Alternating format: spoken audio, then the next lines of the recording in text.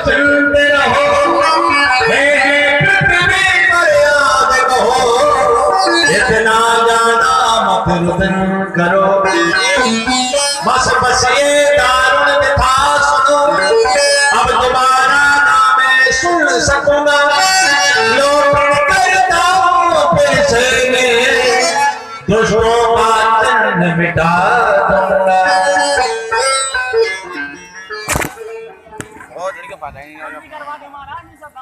और सभी लोग प्रसाद लेकर ही जाएंगे। केवल 20 मिनट का समय, नित्य प्रति जैसे 6:30 बजे आरती होती थी, उसी समय पर आरती होगी।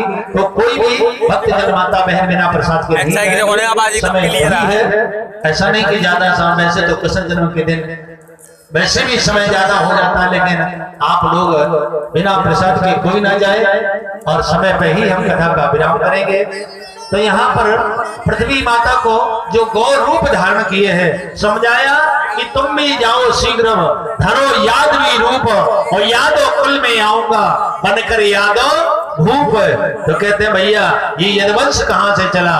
कहते हैं महाराज जो देवयानी और शर्मिष्ठा, ये 2 पत्नी महाराज यात्री की, इनके 5 पुत्र, जो इनके यदु नाम के पुत्र है, यहीं से यादवों का वंश चला।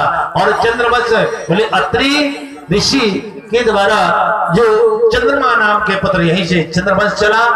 यहाँ बताते हैं माथुर देश का शासन करने वाले सूरसेन महाराज, जिन्होंने अपने पुत्र वसुदेव जी का रिश्ता देवक उग्रसेन जो भाई मथुरा में निवास करते हैं, उनकी पुत्र देवकी के साथ निश्चित किया। शुभ समय में बारात लेकर महाराज आए, बड़ा सुंदर विवाह हुआ। आज उग्रसेन का जो पुत्र है कौन है? बोले कंस। उसने अपने चचेरी बहन को प्रसन्न करने के लिए 1800 रथ, 400 हाथी, 200 दासियां दहेज में प्रदान करी। स्वयं रथ को हाँक रहा था, चला रहा था। उसी समय आकाशवाणी हुई, हे पापी कंस, जिसे तू इतने प्रेम से भेजने के लिए जा रहा है, उसी देवकी का 8वां लाल तेरा काल होगा, तेरा काल होगा, तेरा काल होगा। अरे जब ना रहेगी देवकी तो होगा लाल कैसे? अरे जब नया रहेगा मां तो बनेगी मां श्री कैसे? तुरंत दौड़ करके देवकी के बालों को पकड़ लिया और जैसी मारना चाहता है, देवकी कहते हैं भैया अभी तो आप घर से विदा कर रहे थे, अब संसार से ही मेरी विदा करने लगे। और क्यों मारते हो मुझे मेरे राखी के बंधैया? और भैया ओ भैया सुनो मेरे भैया, भैया ओ भैया सुनो मेरे भैया। क्यों मारते हो मुझे राखी के बंधैया? सुनो मेरे भैया, मेरे प्यारे भैया, भैया ओ भैया मेरे प्यारे भैया। और भाई बहन का ये रिश्ता निराला, भाई बहनों का ये रिश्ता निराला। और भैया ये तो मेरे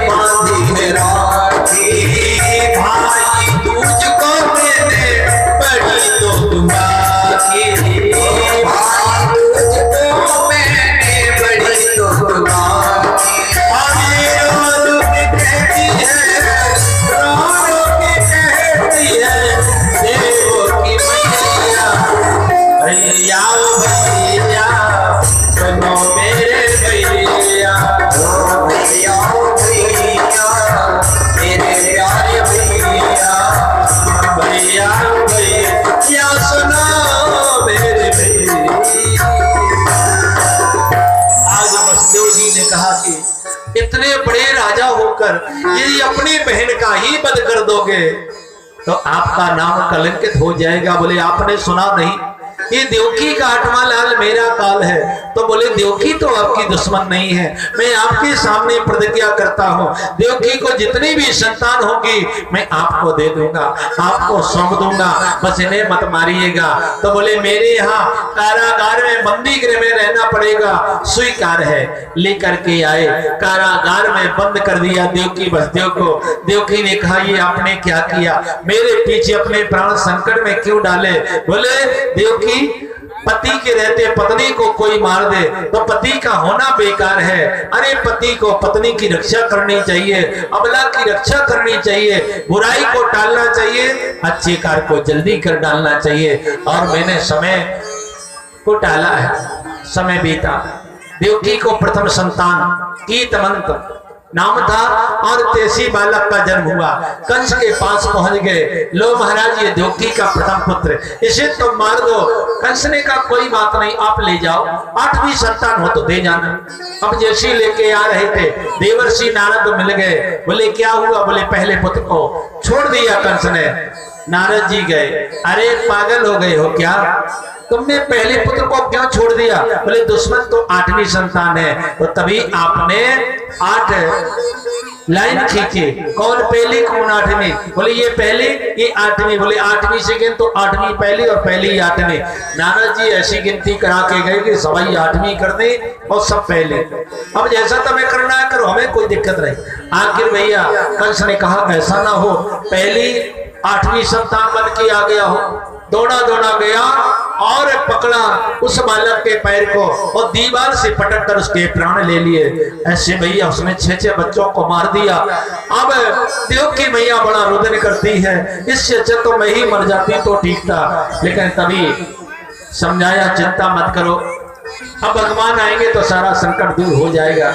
और तभी कहते हैं श्री सुखदेव जी महाराज देवकी को 7वां गर्भ हुआ और भगवान ने योग माया को बुलाया। बोले योग माया जाओ और ये 7वां गर्भ निकालकर वसुदेव जी की दूसरी पत्नी रोहिणी के गर्भ में रख दो और तुम्हें यशोदा के यहाँ पुत्री के रूप में जन्म लेना है। मुझे यशोदा मैया के पास भेजा जाएगा और तुम्हें देव की मैया के पास पहुंचाया जाएगा और तब तुम मेरे अवतार के बारे में बताओगे। तुम्हारी बड़ी पूजा होगी, कुमुदा, चंडिका, कृष्णा, माधवी, कनकेतिजा, अनेक नामों से तुम्हारी पूजन होगा।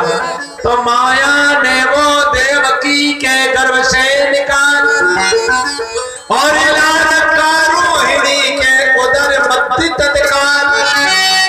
तो गर्भ गिरा जाना यहाँ कंस और वसुदेव और वहां रोहिणी से हुए सुपैदा श्री बलदेव। बोलो बलदेव भैया की। आखिर भैया कंस समझ गया कि 7वां गर्भ गायब कैसे हो गया। अब तो हथकड़ी बेड़ियां पड़वा दी, पहरेदारों को खड़ा कर दिया और कोई भी खबर देगा उसे मनजा इनाम मिलेगा। अब तो देवकी वसुदेव विचार करें कैसे बचेंगे। चिंता ना करो, समय समय पर देवता आकर समझाते हैं अब भगवान के आने का समय है, अब चिंता करने की जरूरत नहीं है, घबराना नहीं। अब देवकी को 8वां गर्भ हुआ। इतनी सुंदर इतनी चमकदार तो देवकी कभी ना लगी जितनी सुंदर अब लग रही है। क्या गर्भ में बालक को मार दो लेकिन भागकर कहां जाएगा। अब तो हथकड़ी बेड़ियां पड़ी हैं, ताले फाटक लगे हैं, देख दोनों कैसा होगा दुश्मन। अरे नारद जी बताओ तो सही कैसा होगा 8वां लाल। बोले वो काला काला बांसुरी वाला, आखिर ताल में जीरा जग जाए तो दुश्मन समझ कर उसे पटक देता है। भैया आखिर रात दिन अपने दुश्मन को याद करता है। जैसे आज का व्यक्ति कोई अच्छी बात बताओ भूल जाएगा लेकिन बुरी बात जीवन के अंत तक नहीं भूलता। महाराज तुम्हें नहीं मानू, एक बार ऐसा बोल दिया था उसने। तो बुरी बात जीवन भर याद करता है और अच्छी बात तुरंत भूल जाता है। जबकि बुरी बात को भूल जाना चाहिए और अच्छी बात को याद रखना चाहिए। यहाँ श्री सुखदेव जी महाराज कहते हैं धीरे धीरे वो समय आ गया। बोले कौन सा? बोले भादों का महीना, अष्टम तिथि, आधी रात। और जैसे ही आधी रात भई और सभी वहां पर चतुर्भुजी रूप में भगवान प्रकट हो जाते हैं। और चतुर्भुजी भगवान प्रकट भये, देव की वसुदेव को दर्शन दिया। धन्य आप आप हमें दर्शन देने आए। बोले जितनी बार आपने जन्म पाया हर बार आपने हमें पाने के लिए तब किया और हम आपके पुत्र बन के आए। तभी तुम कश्यप अतिथि बने, हम उपेंद्र रूप में आए। इसके बाद आप कौशल्या और दशरथ बने तो राज रूप में आए। आज देवकी वस्त्र बने तो हम आपके यहाँ कृष्ण रूप में आए।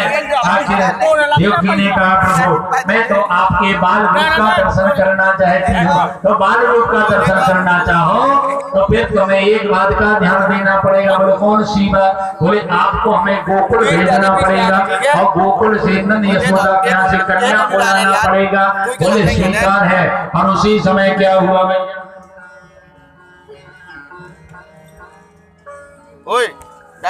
भादों की अष्टम तिथि